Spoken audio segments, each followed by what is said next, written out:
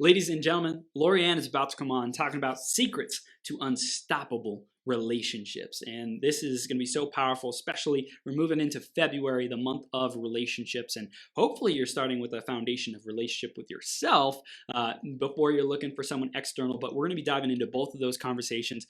Lorianne is a genius. She has decades of experience with relationships. So you definitely want to stay tuned. It's going to be a powerful conversation. I'm talking to you because you're becoming your greatest possible self. You're tuning in here, you're listening to the podcast, you're watching the Facebook Live, you're watching this on YouTube, wherever and however you're receiving this.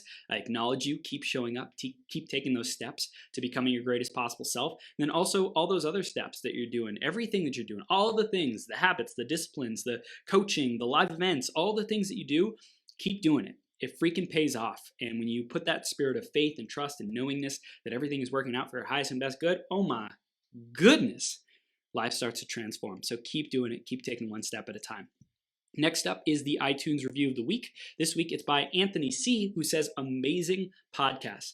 Chris Burns, this podcast has uplifted my soul with your high energy, passion, and powerful episodes. I recommend anyone that wants to become a better version of themselves to subscribe to this podcast, one of the best self-help podcasts of 2017. So that was left 2 years ago, almost 3 years ago. And Anthony C., I want to say thank you for leaving that for us. And if you want a chance to get shouted out on a future 12-hour live stream, go to beergps.com/iTunes or search Greatest Possible Self on the Apple Podcast Store, and you can leave us a review there. Let us know what you love, what you want to see more of, and how we can improve the show for you. Definitely while you're there, subscribe so you can get all the latest updates. I was trying to say episodes and updates, combine them into one. Tongue twister.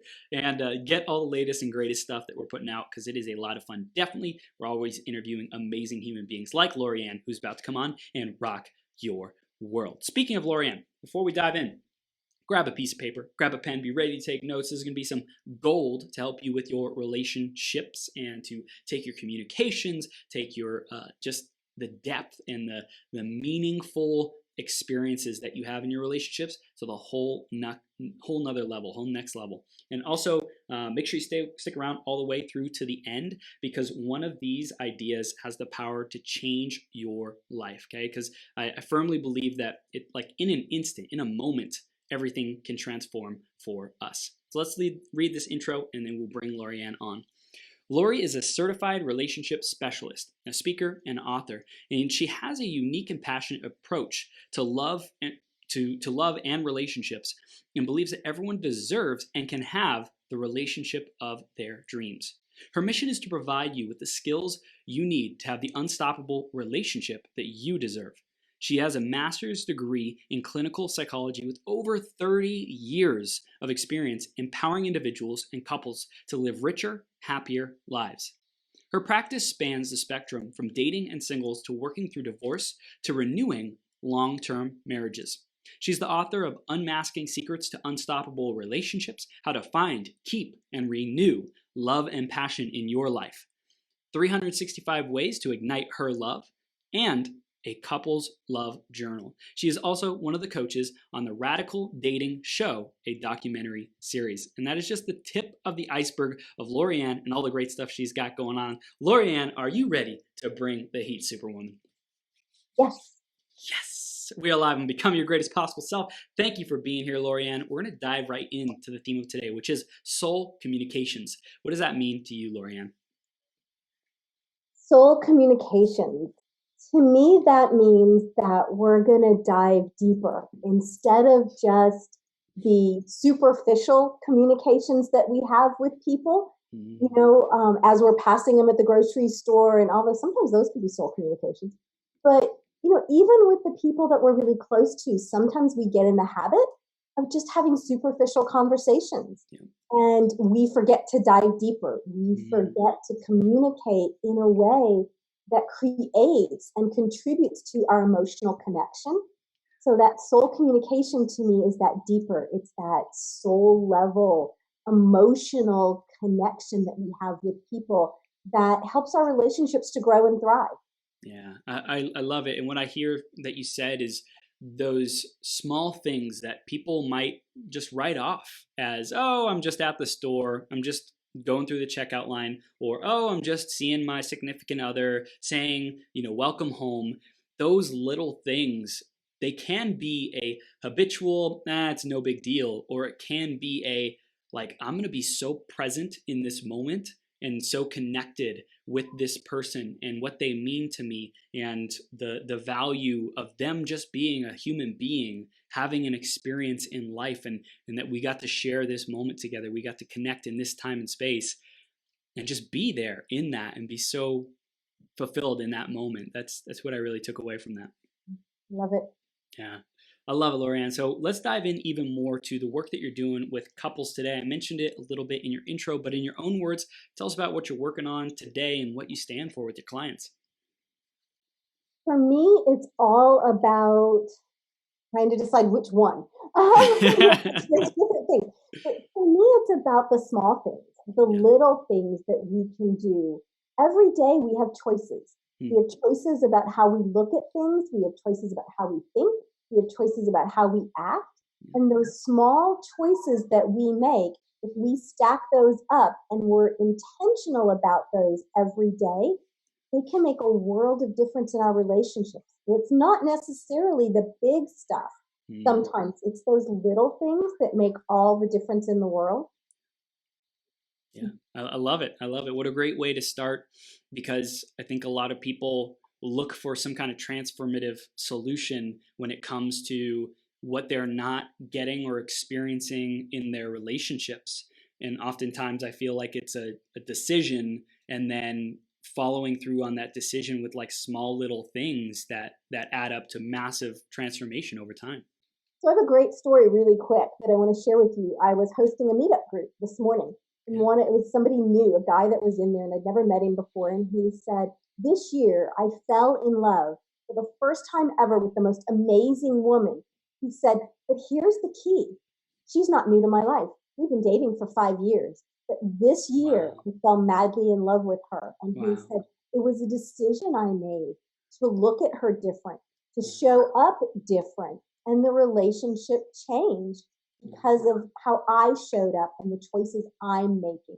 And so to me, as we're talking about this was like a perfect example that it was so powerful that he shared that. And I just thought, that's how we keep our relationships strong. That's how we create strong relationships, is we make a choice every single day. I have to make a choice every morning when I wake up to love my husband, to love my family, my children, to act in loving ways, to be in love, because you can just as easily look at all of the things that annoy you, because they're going to be there, but you can't live with somebody and they're not. You can look at those and the relationship starts to go down, or you can make a choice to look at it in a different way and choose love. And I know it sounds simple, and I know it's not always that easy, but to some extent, if you've got the right partner, like we're not talking about abusive relationships. We're not talking about relationships where things are really off center and one person's not participating or something. But if we're talking about even a halfway decent relationship, that really is one, at least, of the keys. Oh yeah. Oh yeah, I love it. Lorianne, this is beautiful. We're going to be diving into all the tactics, strategies, and things that people can do today in a moment. And before that, though, we're going to go back into your journey to talk about how did you get into being a relationship specialist? Where did that desire come from?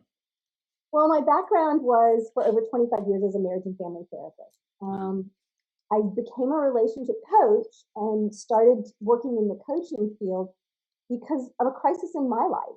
So I was married for 28 years. All 3 of my children are part of that marriage.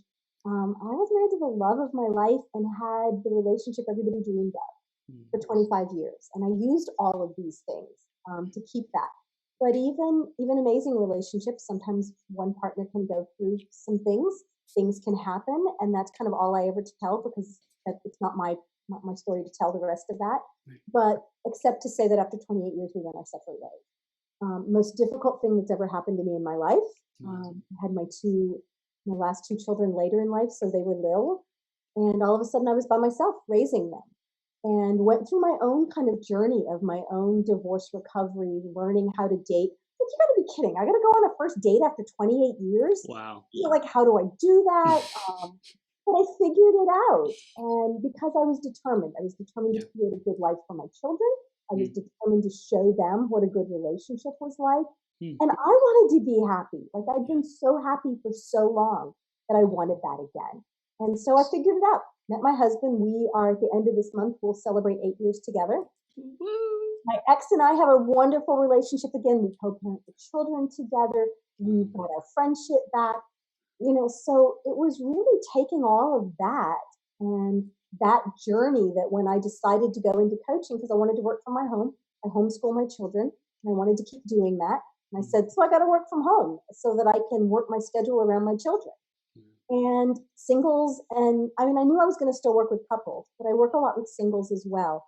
They started finding me, Mm. and it was because of what I had gone through and what I had done that I didn't go out. I never thought I would work with singles. I just never thought I'd be writing books for couples. It just happened, right? It was Mm. that law of attraction. It was meant to be.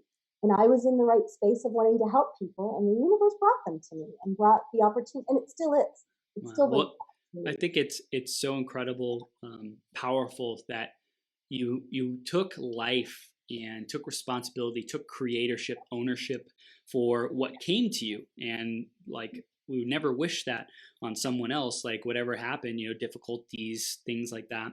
But we would always want people to make the most out of that situation. And so I think it's beautiful that you took it the best that you could and you said, hey, it may not be what I wanted, but how do I show up now? How do I show up as a good role model for my kids? How do I show up happy myself and create the relationship of my dreams? And now, for 8 years, you've had this amazing man who you've been with, who it's just like, it's awesome what you can create even after something, let's say later in life, that people might feel like, oh, how could I ever come back from that? How could I ever enter the dating world again? And you're like, hey, if you put your mind to it, you can do anything you want. Yeah, I mean, I was in my late 40s when I got back out into the dating That's world. And awesome. it's really neat to see people when I tell my story go, well, if you could get over that and you could find love Yep. again, it's a Yep. different love. It's not the same. Right. It's different, Yeah. but it's still fabulous. I'm still enjoying it. And so Mm-hmm. people will say to me, well, maybe I should try again. And I think that's what I'm supposed to do. I think I'm Mm-hmm. supposed to use my journey for an inspiration to inspire other people to say, hi, there's love out there for you, Mm-hmm.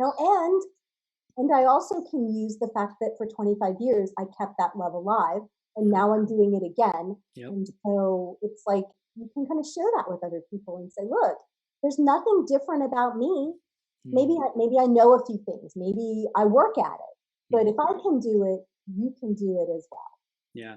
I want to know before we move into like the work that you're doing today and specific strategies, what was it that motivated you to get into relationships before, like 20, 25, 30 years ago?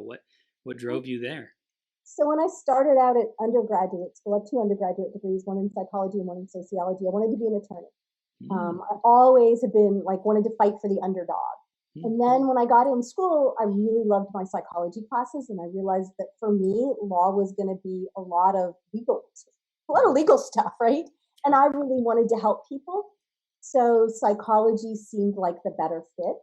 Mm-hmm.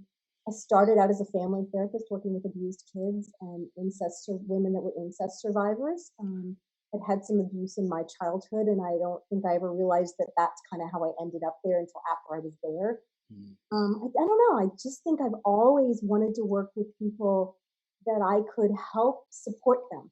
I could just be that safety net for them, that cheerleader. Mm-hmm. It's what fuels me. It's what makes me happy. It's what gives me energy. It's just what I was supposed to do. So I love it. Lorianne, I really love being able to share people's journey and evolution with our audience because I think there's so much insight in why do we do what we do? What is our purpose? What makes us come alive? And I also know that you're a fan of like the law of attraction and energy and things like that. And I'm curious because it kind of took for me a little bit of curiosity and looking into your journey and then you shared, you had some traumas and things from growing up that caused you to get into a certain aspect of relationships and family and therapy and things like that. with the work that you're doing today, I hear you wanting to attract more so people who are hungry to be the best version of themselves, so to speak, in having a better relationship and attracting that dream partner. Would you say that you have evolved in the seasons of your life from saying, "Hey, I'm just going to attract what maybe even what my wound was unconsciously, and then maybe even consciously," and then you said, "Okay, I've enjoyed working with these people, and I think that there's an even more joyful type of person or group of people that I would want to work with, and it's this type of people, and that's who you're focused on today." Yeah, I think that there was a transition. I worked with those teenagers when I was in my early 20s, right out of grad school, working with these really horrendous families.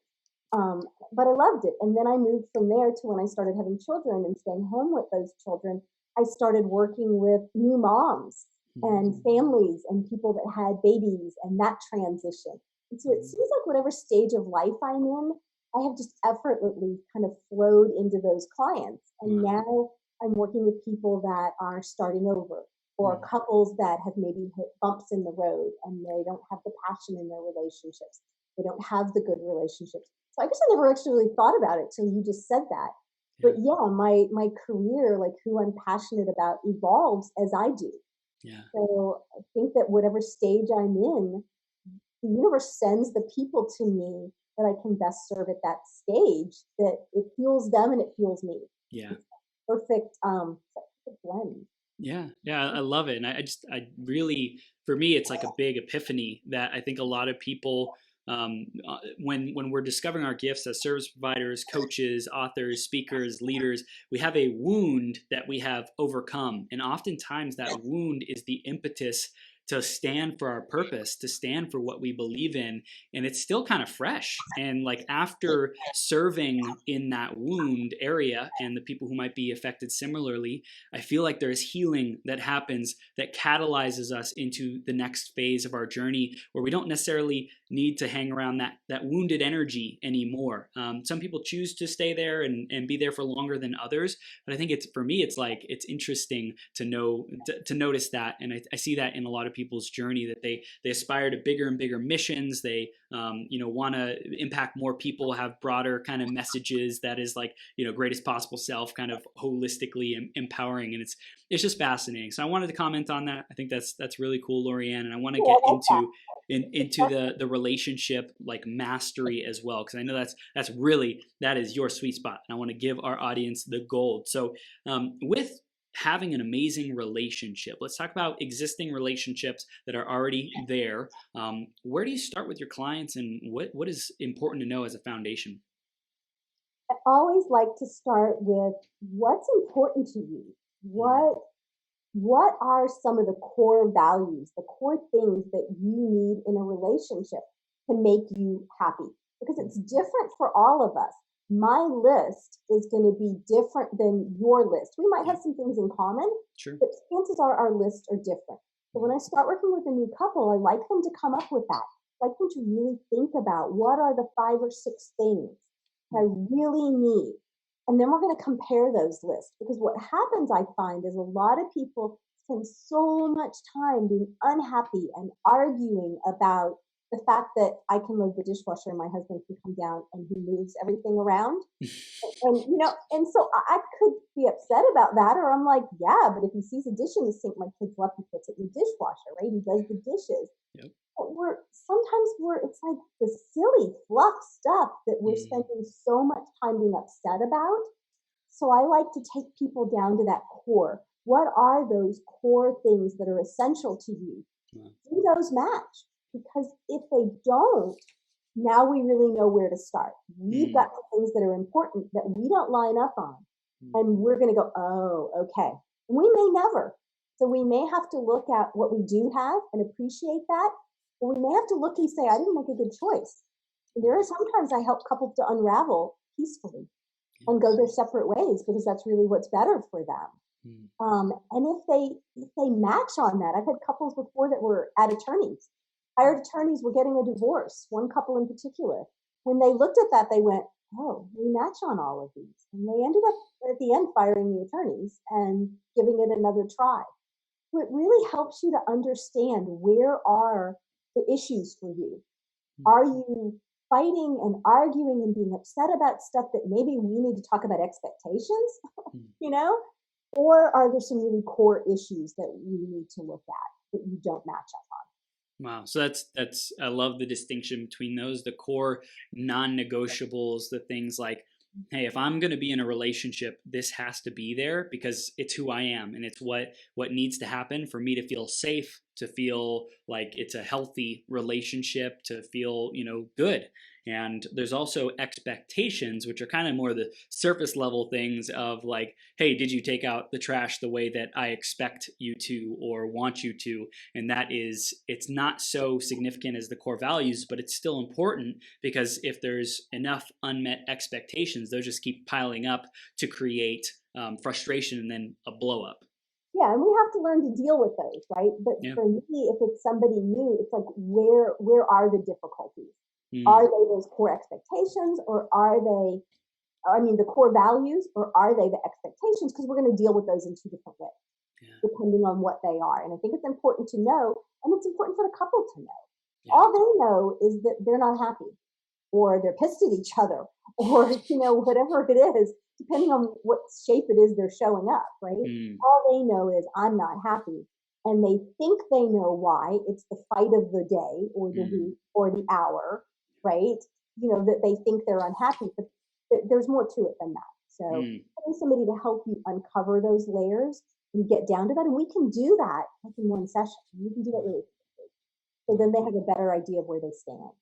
Wow, that's powerful, powerful, Lorianne. I think it's really getting that foundation in place of what is most important to you, what do you want to create in your relationship experience, and then also just the expectations. That's communication finesse. It's empathy finesse. It's emotional intelligence and being able to communicate it in a way and share this is important to me in a way that someone else is able to hear it.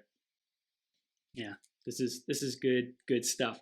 So after we get those core foundational things in place, expectations, we're able to communicate about those more effectively. Where do you see that most, or a lot of the relationships that you interact and engage with, where do you find them going off track or getting derailed and having difficulties? We start our relationships in that chemistry phase, that romantic Mm-hmm. love, whatever you want to call it, right? With all these hormones, and those hormones feel so good. They're Mm-hmm. so nice. In time, though, I was just writing about this and doing some more research about it on a book that I'm writing right now. Mm-hmm. And so, in time, those start to go down naturally, or we couldn't function in life.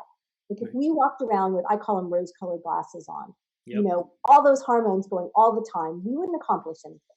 What happens though when those start to go down, a lot of times we assume that means we don't love our partner as much, that we don't Mm. like our partner as much.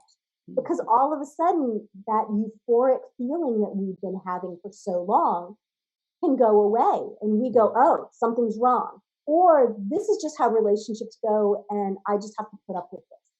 Neither is correct, right? We don't want either. So, what people don't realize is that they have to do things, and it's not hard.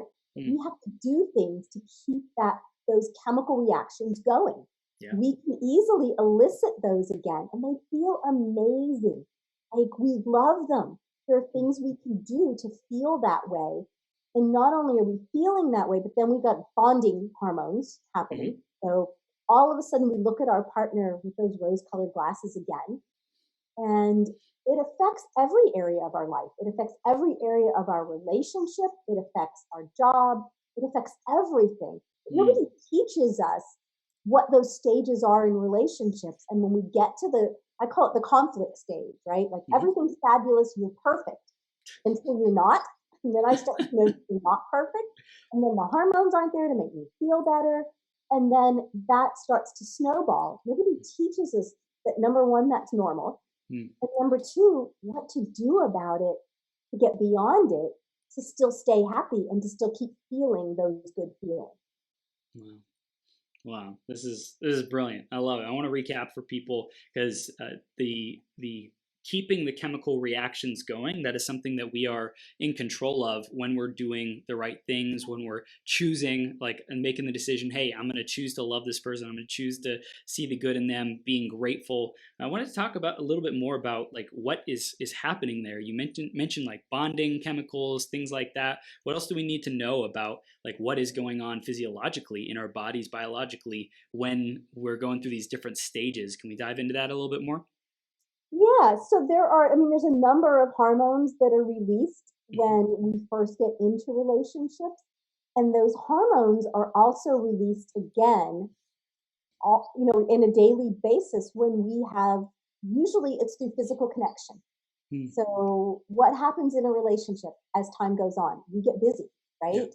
And so we're all adults. So our sex lives start to go down. Yeah. We don't snuggle as much. We don't, in the beginning of relationships, we can sit around and hold hands and we can kiss and we can do all these fun things.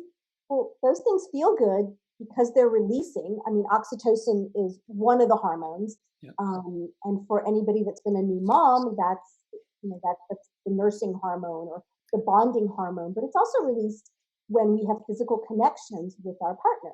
And it can be something as simple as, I like to tell people, instead of that really quick kiss that you give your partner at the end of the day or the beginning of the day before you leave the house or when you reconnect, you made that a 10-second kiss. Try it sometime. Try to kiss your partner with meaning for 10 seconds and see if you don't feel the flood of the hormones. Wow. You're going to feel those hormones. And they're bonding hormones. So all of a sudden, the fact that my husband reloaded the dishwasher, I really don't care that he does that, by the way. This seems like a good example because we just did dishes. But the fact that he redid the dishwasher, and when I have those hormones going, and they last, like they're going to last through the next day, through the rest of the day, all of a sudden that doesn't bother me so much. I've got that warm, cozy feeling about him. I look at him and go, hey, you're sexy. Yes. You look good, you smell good, you whatever it is. But we don't have that. We go, why did you leave the toilet seat up? Why did you leave the toothpaste top off? I mean, it's these things that really start to annoy people. Yeah. If we had those hormones going, it would make all of that so much easier. We're more patient. We communicate better. We just look at the other person and smile and we feel connected to them. And it's as simple as really making time for physical connection, or reaching out to them and doing kind things for them. Or those little random acts of kindness that I always say, don't make them random, like schedule them in. Yeah. It's taking that time and being purposeful about those hormones, the oxytocin, the dopamine is one of the hormones that's released. And dopamine triggers a part of our brain that wants us to do that more. It says it's the hormone that's released when we eat that chocolate cake and it tastes really good and we're like, ooh, I want cake again. Or unfortunately, it can happen with, drug addictions or alcohol or shopping addictions. But it can also happen from good things. Anything we do that feels good, we're getting that dopamine rush that goes, ooh, do more of that. Yeah. Instead of doing it for alcohol, I'm not saying not to drink, but instead of doing it for things that might harm us, what if we use that for our relationship? That was actually, when I was doing research, that was one I didn't really know a lot about, that I just learned. I was really excited. I was like, oh, that's why. I always knew that when we're intimate and we're snuggly and we've got this physical connection, the more we do that, the more we want to do it. So when I always tell people who come to me and they're not happy with each other, I'm like, so I want you to go have fun together. I want you to hold hands. I want you to go have sex. And they're like, but you don't understand. I'm like, I know, just go do it anyway. Like you're going to, it's going to create this domino effect. And I knew that doing that made you want to do it more, but it's doing research for this latest book I'm writing that made me realize that it was the dopamine that's making you want to do that. I was like, oh, now I know why. Right? So we can utilize those things to our advantage. Lorianne, I love it. I think this is so powerful that we can be strategic about like what are the actions that we take, because we want life to be easy, right? Like everyone wants to hit the easy button in our relationship. Oftentimes it takes being willing to do what could be hard or has become has moved from unconscious and doing it automatically to taking effort, right? But when we take the effort, it will release the great chemicals so that it now becomes automatic again. And I think a lot of people get to recognize that if I'm willing to do what's hard to love my partner and create these great chemicals and make myself feel good, make this other person feel good, then it will make our relationship so much better and flourish in all the different areas. Yeah, when our partner is happy with us, because that's the other thing is, it only takes one person to get this started. I don't care. I don't care if you say, well, my partner's not going to do it in return. Start showing up as the best you can be. Start doing these things for them consciously, even if you're not happy about the things that they're doing, even if you're a little annoyed with them. It's like, if you'll just do it, it's gonna feel better. And then what happens is, all of a sudden, whether it's conscious or unconscious, they notice it. Now they've got these bonding hormones. And what will happen is they will start to turn around and want to do more for you. Yep. And they're going to want to connect with you more. And again, this is if you've got two people that are committed. But what I tell people is, try it. The worst thing that's going to happen is you're going to find out, oh, they're really not going to do anything, right? Like, I really see them for who they are. And then you can make a decision on what to do about that. But at least you know. Yeah.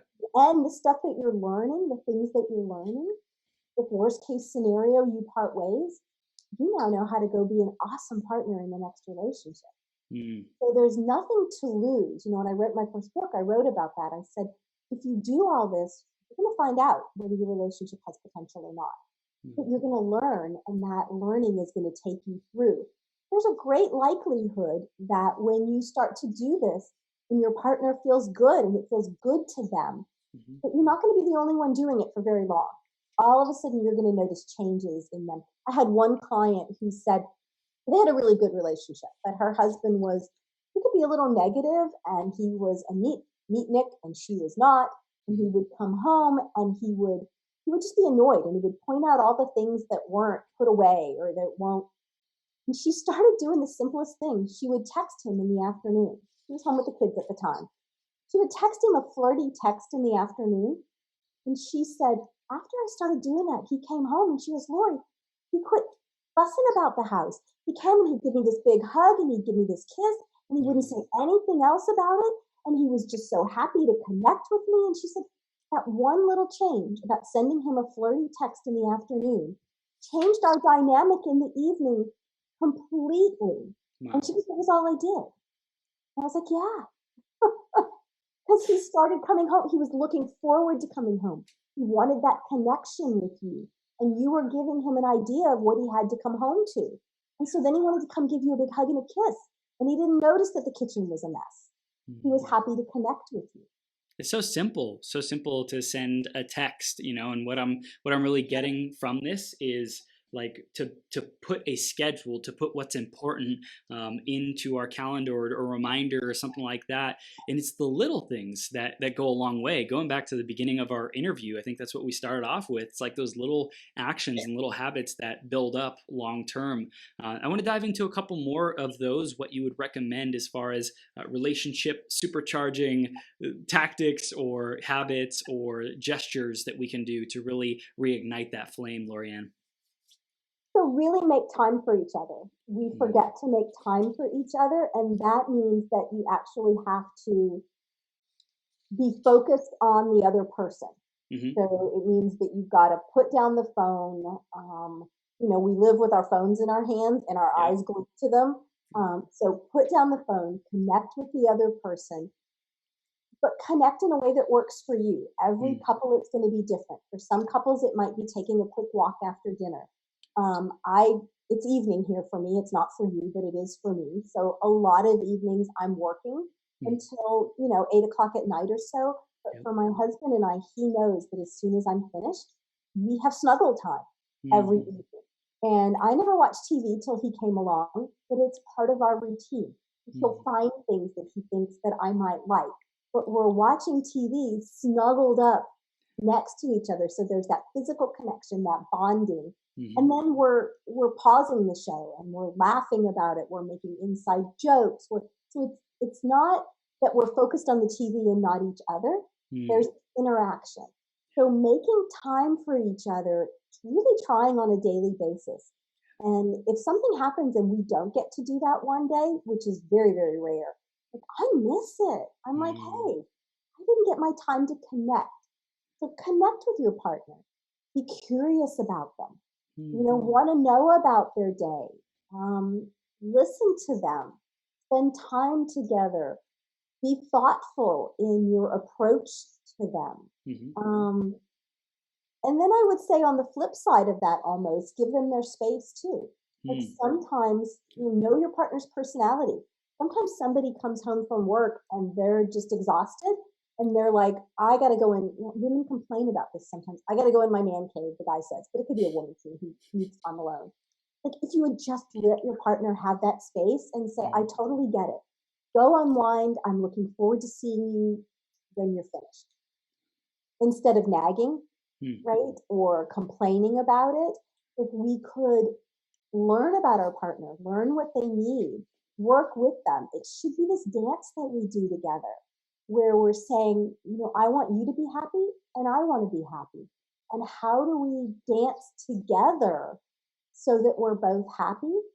And again, every couple, it's going to be different depending on your personalities. Sure. But if you go into every day saying, how could I show up for my partner? What can I do to make their life better?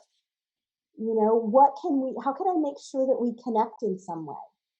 That I'm really putting in that effort that they know they're a priority, even if it's only for a short period of time, right? I get that, I'm still balancing children, career, my husband, all kinds of different things. Yep. If you ask my husband if he's a priority, I think he would tell you that he is, that he knows that I'm going to make that time and that he's going to surface to the top at some point during the day, and that I'm actually even going to say no to some things sometimes.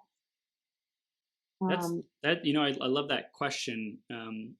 Because I'm thinking about both my relationship with my girlfriend as well as business relationships as well. Because I think a lot of the stuff that you're sharing is really, really powerful for business relationships and building professional relationships. I think the question of how can I make you feel like a priority if someone doesn't, if there's distance in a relationship, usually there's probably something like that where they don't feel seen, heard, supported, or like they're an important part of your life. And that question is really, really powerful. And we don't want to wait until they don't feel that way, right? We want to ask ourselves every day, what did I do for this person today? Like you said, and a lot of this stuff really can take over to all kinds of relationships. Your children, I still have children, children. So if we take the physical intimacy out of it, the rest of it can apply to all kinds of relationships. So we don't want to wait till the person doesn't feel a priority. We need to ask ourselves, what can I do today to make this person a priority? What could I do today to make their life a little bit better? And I, try. I wouldn't say that 100%, nobody's 100%. Right. I really do try with each of my children, and my husband. And I don't have a business partner. Well, I have a partner sometimes, but, to really say, what could I do? What can I do that might be something? And again, remember, it's the little things. Yep. And then sometimes people will say, but I'm giving. And it's that quid pro quo. Like we want to know we're going to get it back. If you just start doing it, the chances of getting it back are really, really good. And if you're not, again, then maybe you need to look at that relationship. Is that the business partner you want? Are you giving to them what that's the other thing. So we're going to talk about something else if it's okay. That's the other part is we sometimes want to give what we want to get, but that's not what the other person necessarily wants or needs. Yep. If you're lucky, you blend in that way. Like my husband and I do pretty much. But it was interesting. Like there's the 5 love languages, and he Yep. knew about that, but he'd never taken the test. We thought we knew. I knew what mine was, and we both thought we knew what his were. And then he took it, and he was like, I'm surprised. So like he had, just like I do, he had 2 that were really, really close, but his second one wasn't what I thought it was. And when he told me, I went, oh, well, now I need to work on that. Like Yeah. there are things I could be doing in a different way that would make you feel even more loved, but I didn't know that. So like, are we giving the other person love in the way that they really want it, that it's going to mean the most to them? Sometimes we're doing all this effort and we're not getting anything in return. We're not doing the right thing. Yeah. And if we changed what we did, we might get better results. Wow. This is gold. Lorianne, I want everyone who's tuning in right now to just implement these strategies. And it goes with whether we have a relationship already, whether we have, significant other, whether we have business relationships, business partner, and even I think with singles, they could also be doing these things to like stoke the relationship, or say, hey, how would I want to be treated? What's important to me and how I show up. So I know that's a part and a portion of what you do with your clients as well. So I'd love to just touch on that as far as what is the foundation that needs to be in place when someone is single to be able to attract the relationship of their dreams. Yeah, so the requirement, when we talked about what are those main things you're looking for in a relationship, with my singles, they come up with that first, and then they date looking for somebody that matches that. Because if you're single, you don't want to hook up with somebody. Well, I'm old. Hook up means something different to younger kids than it does. I just realized that they said that. Like, I'm hearing my teenagers going, Mom, don't say that. You don't want to choose a partner that you don't match with that. It's like my dad was a home builder, custom home builder. You want the foundation solid. So if you're getting to choose, you want to choose somebody that matches. My husband is so much different than anybody I ever thought that I would marry, ever thought that I would date, in so many ways. But I dated him because he matched those criteria. Wow. And it's what makes our relationship easier. So when we're single, we want to know that ahead of time. We want to pick a partner. We don't want to date anybody that doesn't match those. Even one. If even one isn't there, don't date them, because eventually that's going to create those problems. And then you're going to be coming to me and we're going to be trying to figure out how to unravel that and what to do about it. When you're single, why? Like, you have a choice, right? So that's part of it. But even jumping ahead of that would be what you've been talking about. Self-love. Like, if you need to feel like you need to see all of the wonderfulness about you and how amazing you are, if you're not in that space, you're not going to attract the people that you want. And you're going to say there's no good guys, there's no good women, and that's not true. It's like, if that's what you're attracting, you have to look. We were talking about this in my meetup group this morning. You have to, the bad news is it's you. The good news is it's you, and you can change it, right?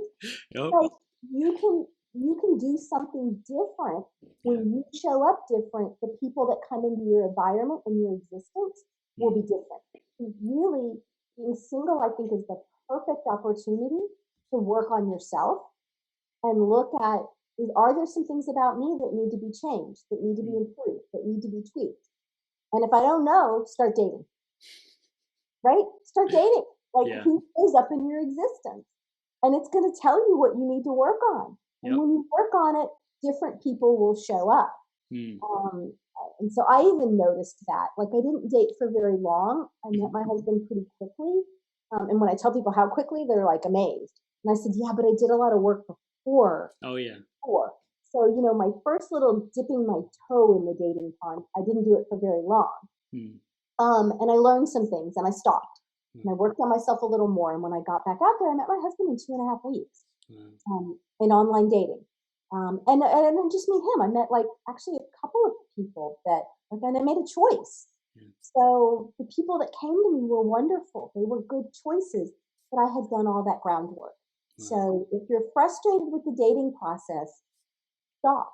Like, and take a look, get some help, and do some of the groundwork so that when you get back out there, you can actually meet the right people.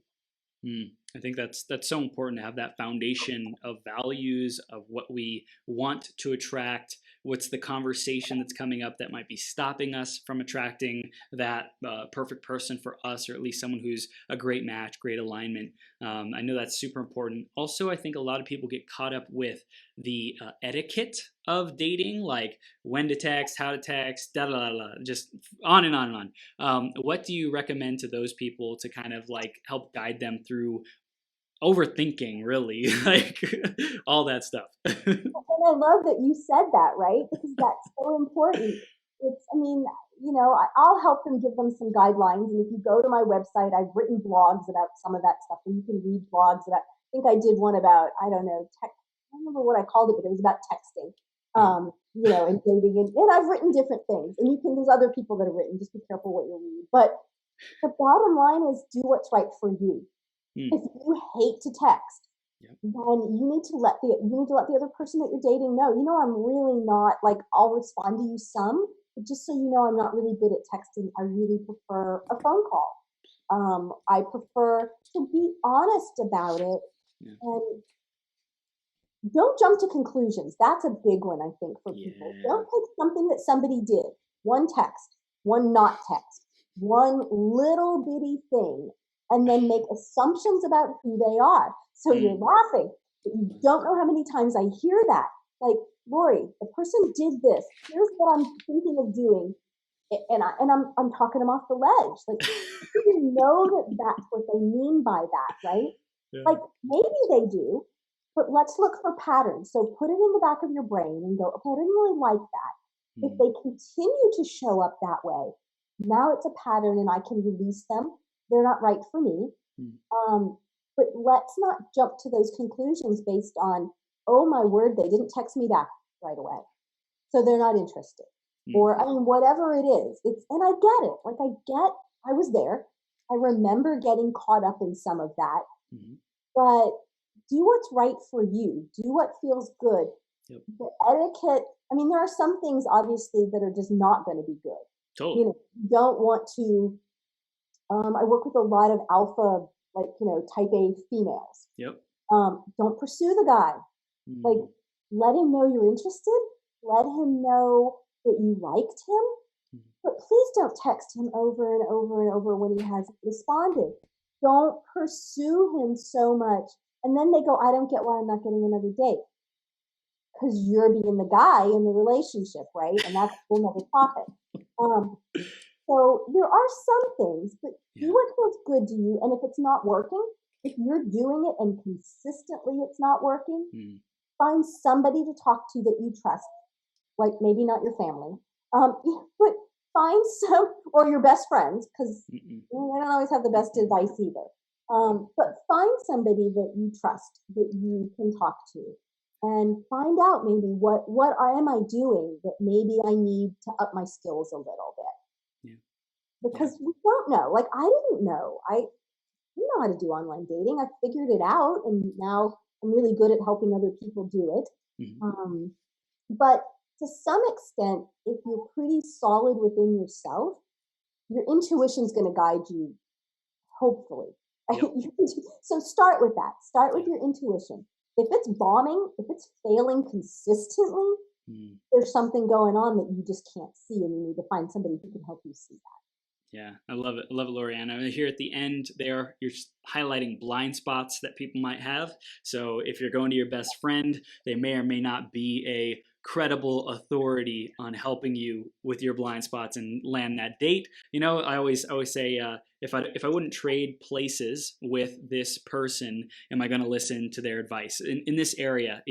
And I think to listen to that advice, to find someone who you resonate with, who you trust, to say, okay, I value the perspective of this person because they have experience, because they have the results to show, because they've studied it, because I trust them, whatever that track record is, whatever that measure of trust is. And then also what you were saying, I relate to it as to be so comfortable with yourself, to be like in love with your own life first before you go after someone else. Because if you're not doing that, then I feel like that's when the texting, hounding someone happens, right? It's like if you don't have enough things to do to keep yourself like busy, and not like you never text this person back, once a week you text, that doesn't work either, right? But the ability to say, hey, I have an amazing life and I want to grow our relationship. I want to communicate with you. Here's the expectations. Here's what works for me up front. Maybe some people say to start a relationship, all I can do is text once a week for whatever reason, right? Like they're out of cell service for 6 days for God knows what are traveling, whatever, And so just communicating up front, I think, will alleviate all of that, trying to make someone fit into a mold or a desire of what you're looking for. That's such a good point. When we're really comfortable and happy with our lives, if somebody is consistently not showing up in a way that pleases us, we're not going to try to hound them or make them think that. We're just going to say, you know what, they're not right for me. And I'm going to find somebody who it shouldn't be that difficult. Like, I'm going to find somebody that there's an easier flow with, and that it works easier because I'm not coming from a needy space where I'm trying to get them to make my life okay. Yeah, Lorianne, this is profound. I want to begin to wrap up the conversation with some final takeaways. What we want our audience to get and receive, especially going into the February month of relationships and Valentine's Day. Is there anything that we haven't yet touched on, or that you just really want to drive home?